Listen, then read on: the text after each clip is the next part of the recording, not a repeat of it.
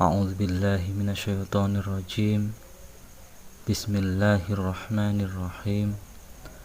Alhamdulillahi wahda. Wassalatu wassalamu ala Rasulillah. Sahabat Berkah Channel yang dirahmati Allah. Di kesempatan kali ini kita akan melanjutkan kisah Dajjal. Siapa Dajjal sudah dijelaskan di video kita sebelumnya. Ketika Rasulullah SAW masih hidup, beliau mengatakan pada sahabat bahwa umat akhir zaman mendapat dua kabar buruk yang tidak pernah datang di umat-umat sebelumnya. Yang pertama, mereka akan hidup sejaman dengan makhluk yang diciptakan Allah Subhanahu wa ta'ala yang akan membuat fitnah dan kerusakan di bumi. Makhluk itu bernama Dajjal. Dan yang kedua, kata Rasulullah SAW, sebagian umatku akan menyaksikan datangnya hari kiamat. Kenapa Allah berikan kepada umat Rasulullah? Karena Allah akan berikan kabar istimewa untuk umat baginda Nabi Muhammad SAW. Pada saat Tamim Ad-Dari pulang dari pulau Dajjal, kata Dajjal, sebentar lagi akan tiba waktunya di mana aku akan dibebaskan oleh Allah Subhanahu wa ta'ala. Dajjal akan keluar dari negeri Persia. Sebuah kota dalam hadis sahih dijelaskan akan keluar dari wilayah Yahudi dan dia akan diikuti dari wilayah Khurasat. Dajjal akan diikuti oleh 70.000 pengikut dan akan membuat kerusakan selama 40 hari. Kata Nabi SAW, 40 hari itu sehari seperti setahun, sehari yang kedua seperti sebulan, sehari ketiga seperti sepekan, dan sisanya seperti hari biasa. Ulama hadis mengatakan, sehari pertama seperti setahun, jadi Dajjal akan membuat kerusakan setahun 2 bulan 2 pekan. Dan seluruh bumi ini akan dimasuki oleh Dajjal, kecuali Mekah dan Madinah. Dajjal tidak bisa masuk ke sana. Kata Nabi SAW, karena di setiap pintu gerbang di Mekah dan Madinah, malaikat menjaganya, agar Dajjal tidak bisa masuk. Kemanapun Dajjal pergi ke suatu kota, maka kota itu akan dihancurkan. Dajjal tidak akan bisa membuat apa-apa kepada orang yang membaca surah Al-Kahfi. Surat Al-Kahfi adalah senjata bagi umat akhir zaman dan sebagai perisai untuk menghadapi Dajjal. Maka dari itu, hafalkanlah 10 ayat pertama dan 10 ayat terakhir surat Al-Kahfi. Di antara fitnah-fitnah Dajjal, pertama, Dajjal akan menfitnah agama kita. Ketika dia datang ke Al-A'raf, Dajjal akan berkata, maukah aku hidupkan kembali bapak ibu kalian yang sudah lama mati? Syaratnya, kalian harus mengakui bahwa aku adalah Tuhan kalian. Maka seketika itu, ibu dan bapak mereka hidup. Dan mereka bilang kepada anak-anaknya, wahai anakku, ikutilah Dajjal, karena dia Rob kalian. Akhirnya, para Badui pun menyembah Dajjal. Yang kedua, fitnah harta. Karena sebelum kemunculan Dajjal, sebelumnya terjadi kekeringan yang sangat luar biasa.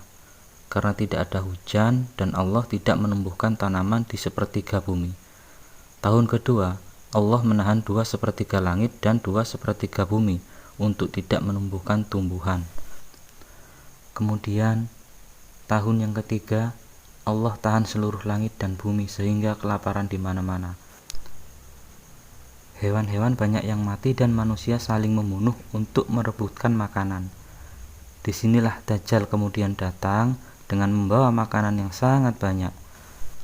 Siapa yang ingin mendapatkan makanan dan terhindar dari kelaparan, maka harus mengakui Dajjal sebagai Tuhan. Akhirnya, hanya karena makanan dari Dajjal, mereka mengakui Dajjal sebagai Tuhan. Yang ketiga, terfitnah dengan tahta. Bagaimana Nabi Sulaiman menguasai dunia, maka Dajjal juga sama. Dajjal berhasil menguasai bumi dan dia berkuasa terhadap bumi ini kecuali Mekah dan Madinah. Dajjal tidak mungkin masuk ke Mekah dan Masjidil Haram, Madinah dan Masjid Nabawi, Masjidil Aqsa dan Masjid Tur, markasnya kaum muslimin, tempat persembunyian Imam Mahdi dan kaum muslimin dari Dajjal. Kemudian yang keempat, fitnah ilmu. Ketika ada seseorang yang menghadapi Dajjal tapi tidak punya ilmu, maka sudah dipastikan orang itu akan menjadi pengikut Dajjal. Kata Nabi SAW, seandainya Dajjal keluar pada akhir zaman dan aku masih hidup, maka aku akan membunuhnya. Tapi ketika Dajjal keluar dan aku sudah tidak ada, maka setiap jiwa harus menghadapi Dajjal masing-masing. Tidak ada perlindungan kecuali perlindungan Allah Subhanahu wa ta'ala. Kata Rasulullah, kalau kalian mendengar Dajjal keluar dari suatu tempat, maka larilah. Tapi kalau seorang dari kalian bertemu dengannya, maka kuatkanlah iman kalian walaupun harus mati. Di tangan kanan Dajjal adalah api, dan api itu kelihatan. Kemudian di tangan kirinya membawa air yang sejuk. Kata Nabi SAW, kalau kalian tertangkap oleh Dajjal, pilihlah api di tangan kanannya dan ucapkanlah Bismillah. Ketahuilah bahwa api itu sebenarnya adalah lautan yang dingin, dan air di tangan kiri Dajjal sebenarnya adalah api neraka yang sangat panas. Sudah dijelaskan oleh Nabi kita SAW mana yang harus kita pilih. Dajjal ini mengaku Tuhan dan diberikan keajaiban, dia dapat membuat langit dan bumi menuruti perintahnya. Lalu Dajjal dan pasukannya mulai memerangi bangsa Arab. Banyak orang Arab yang ikut Dajjal. Orang Arab yang jahil dan para pengikut Dajjal terbanyak adalah dari golongan wanita, termasuk juga orang munafik dan orang kafir. Maka mereka akan menjadi para pengikut Dajjal selama 40 hari Dajjal berada di bumi. Dia akan membuat kerusakan di mana-mana, dan sampai akhirnya Dajjal berusaha masuk ke Madinah. Tetapi dia tidak bisa masuk, karena di Mekah dan Madinah dijaga oleh para malaikat yang membawa pedang. Lalu Dajjal menuju Madinah, tapi tetap tidak bisa. Dan akhirnya Dajjal naik ke atas bukit dan melihat Masjid Nabawi. Kemudian Dajjal mengatakan kepada para pengikutnya, apakah kalian melihat istana putih itu? Maksudnya Masjid Nabawi. Karena Dajjal ini tidak bisa masuk ke Madinah. Lalu Dajjal menghentakkan kakinya 3 kali, seketika itu terjadilah gempa bumi. Dan akhirnya orang-orang fasik atau orang yang di dalam hatinya ada kemunafikan seketika itu keluar dari Madinah karena takut mati terkena gempa, sehingga mereka menjadi pengikut Dajjal. Dan yang tersisa adalah orang-orang yang kuat imannya kepada Allah Subhanahu wa ta'ala. Saat pasukan Dajjal sedang berkumpul, tiba-tiba keluar anak muda dari kota Madinah.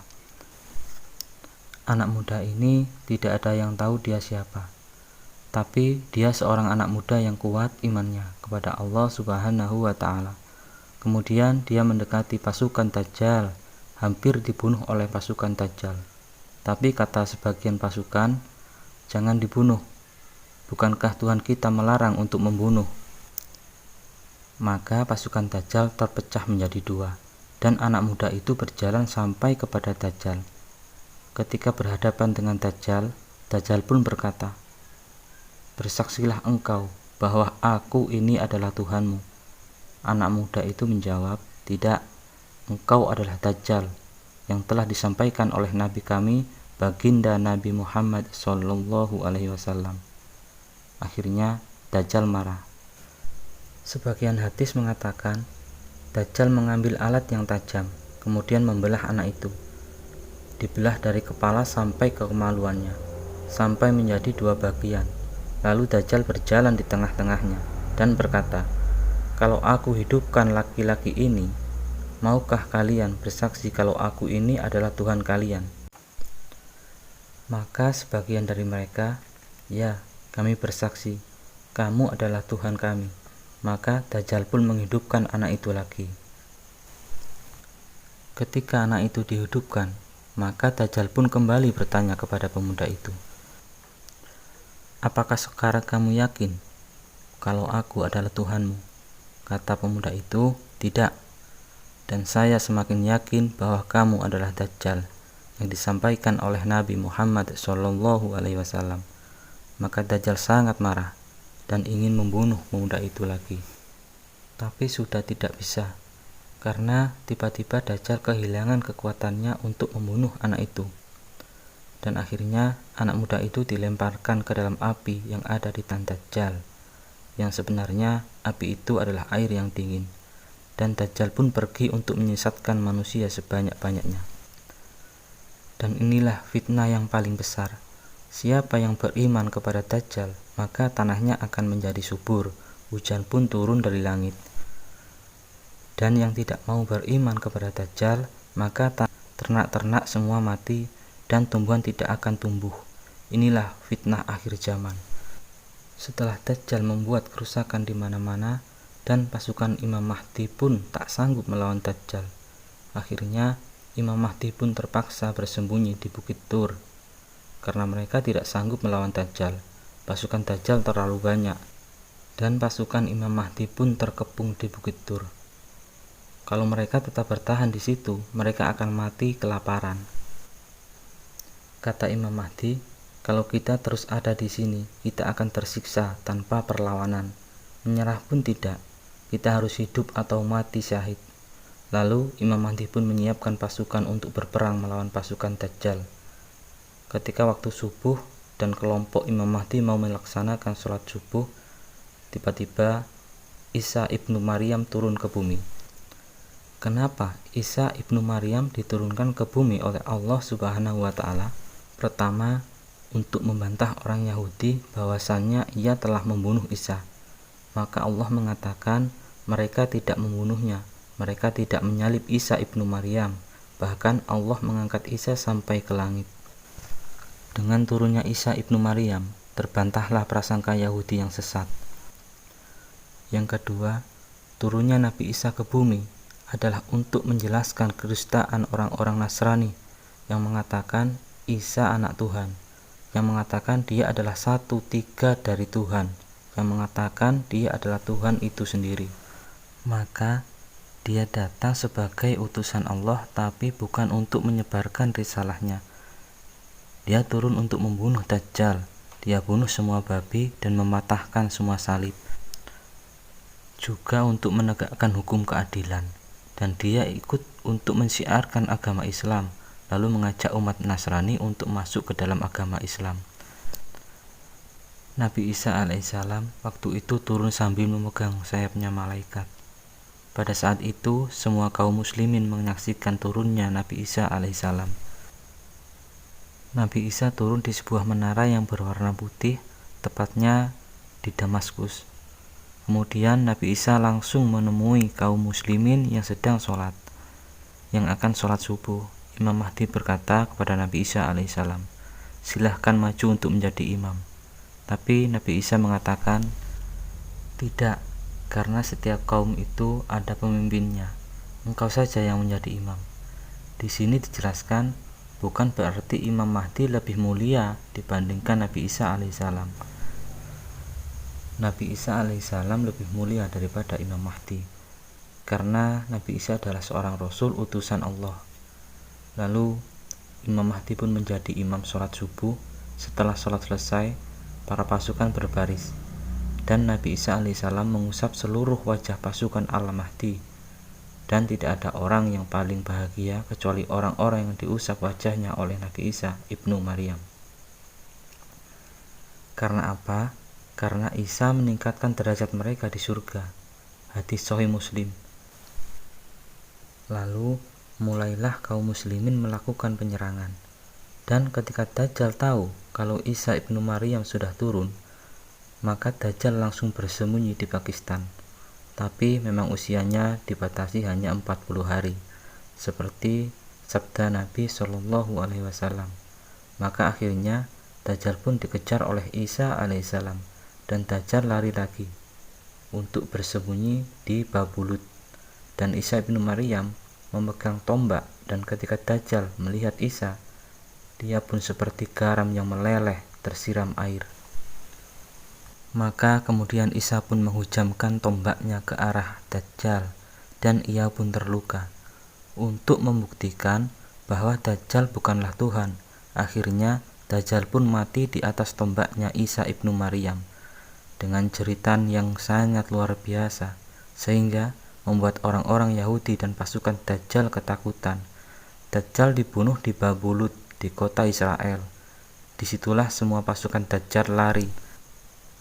Ada yang bersembunyi di balik pohon dan ada yang di balik batu. Tapi pohon dan batu itu berbicara, "Wahai Muslim, inilah Yahudi, ada di belakangku. Bunuhlah dia." Maka dibunuhlah Yahudi itu oleh pasukan Muslim. Tapi ada satu pohon yang tidak akan berbicara ketika Yahudi itu bersembunyi di pohon itu. Pohon itu bernama Gorkot, yang dikenal sebagai pohon Yahudi. Kata Rasulullah SAW, pohon itu malah melindungi orang Yahudi. Sekarang pohon ini memang dibudidayakan oleh mereka. Pohon Gorkot ini dipercaya oleh orang Yahudi Israel dapat melindungi mereka. Ringkasan cerita, akhirnya pengikut Dajjal banyak yang terbunuh dan banyak pula yang ditawan. Yang ditawan ini diberikan dua pilihan, masuk ke dalam agama Islam atau dibunuh. Kata Nabi SAW, pada saat itu Islam akan masuk ke dalam rumah-rumah yang ada di bumi. Tidak ada yang tersisa. Satu dunia ini semua Islam. Hadis sahih. Maka Nabi Isa alaihissalam memimpin pada masa itu selama 40 tahun dalam ketenangan menerapkan hukum Islam, dan semua beriman kepada Allah Subhanahu wa Ta'ala dan menjadi Muslim. Maka berakhirlah video ini, semoga bermanfaat. Subhanakallahumma wa bihamdika, asyhadu an la ilaha illa anta, astaghfiruka wa atubu ilaih. Wassalamualaikum warahmatullahi wabarakatuh.